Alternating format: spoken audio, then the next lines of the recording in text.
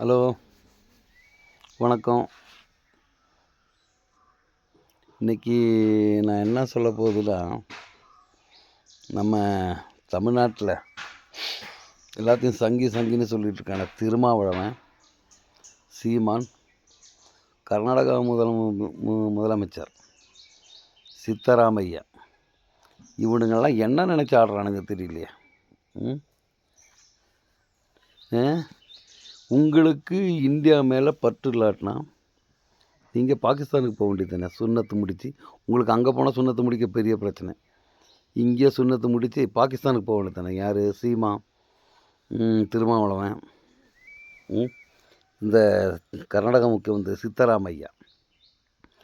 இங்கே சோறு தின்னு இந்தியாவில் இருந்து உங்களுக்கு பாதுகாப்பு, இந்த நாட்டில் இருந்து இந்த நாட்டு சோத்தை தின்னு இங்கே உங்களுக்கு எல்லா சௌகரியம் கொடுத்தா நீங்கள் இப்படி பேசுகிறீங்க. உங்களுக்கு அந்த நாட்டு பற்று தான் அங்கே போக வேண்டியதான்டா. 26 பேரை கொன்று நான் சொல்லிட்டான். திருமாவளவன் கல்யாணம் முடியல, அவன் அக்கா தங்கச்சிங்க இருக்குல்ல, அதை சீமானோட அக்கா தங்கச்சி எல்லாம் இருக்குல்ல. ஏன் முதலமைச்சர், கர்நாடக முதலமைச்சரோட பொண்ணுங்க இருக்குல்ல, அவனை புருஷன் அதே மாதிரி புருஷனோ இல்லை சீமானோட தங்கச்சி புருஷனோ திருமாவளவனோட தங்கச்சி புருஷன் யாராவதும் அங்கே சுட்டு காஷ்மீரில் சுட்டுருந்தா, தாலி அறுத்துருந்தா, இவனுங்கெல்லாம் இந்த ஆட்டம் போடுவானுங்களே இங்கே. ஏன்னா ஏழைங்களோட தானே தாலி அறுத்து. உங்களுக்கு என்ன சொகசோட கண்டவங்கிட்ட பிச்சேந்தி அரசியல் ஒரு பொய்முகம் போட்டு பிச்சேந்தி பொழப்பு நடத்துகிறவங்களுக்கெல்லாம் என்னடா கேடு வந்துச்சு? இந்த டைமில் உங்களை எந்த வேண்டா வெறுப்பு இருந்தாலும் இந்தியா பிரதமர் மோடிக்கோ இல்லை ஏண்டா இந்திய அரசாங்கத்துக்கு உங்கள் பொறுப்பு வெறுப்பெல்லாம் ஒதுக்கி வச்சு இந்த டைமில் ஒற்றுமையாக இருக்க வேண்டியது தானே. இதுலேயும் அரசியல் நடத்துகிறீங்களே, நீங்களே எப்படியாப்பட்ட முக்கியணுங்க நீங்கள்? நான் தான் சொல்ல வரேன். எனக்கு இதனால் இப்போ நான் சொல்கிறேன், நான் என் மனசாட்சியை தொட்டு எனக்கு பாம்பு கட்டி விட்டு நம்ம மிலிட்ரியில் இல்லை, பாகிஸ்தான் மேலே போய் ஒரு 10 பேரும் சாவடினா நான் செய்வேன். நான் என்ன, நம்ம தாய்நாட்டுக்காக அதுவும் கூட செய்யாட்டினா நான் இங்கே உட்காந்துட்டு இருக்கிறதுக்கு ஒரு அர்த்தம் இல்லை. உங்களை மாதிரி அரசியலுக்காக இந்த இதெல்லாம் செஞ்சிட்ருக்கீங்களே, உங்களை என்ன சொல்கிறது? ஓசிச்சோறு உங்களுக்கு பாதுகாப்புக்குன்னு உங்களுக்கு விருப்பம் இல்லாட்டினா அந்த நாட்டுக்கு மொத்தத்தில் நான் தீவிரவாதி எதிரின்னு சொல்ல மாட்டேன். இங்கே எதிரி நீங்கள்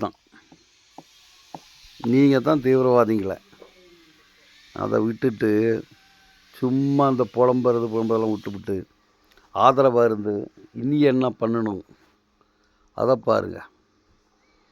இதெல்லாம் உங்களுக்கு இங்கே வெறுப்பானா போயிருங்க, போங்க பாகிஸ்தானுக்கு. உங்களை யார் இங்கே பிடிச்சி வைக்கிற?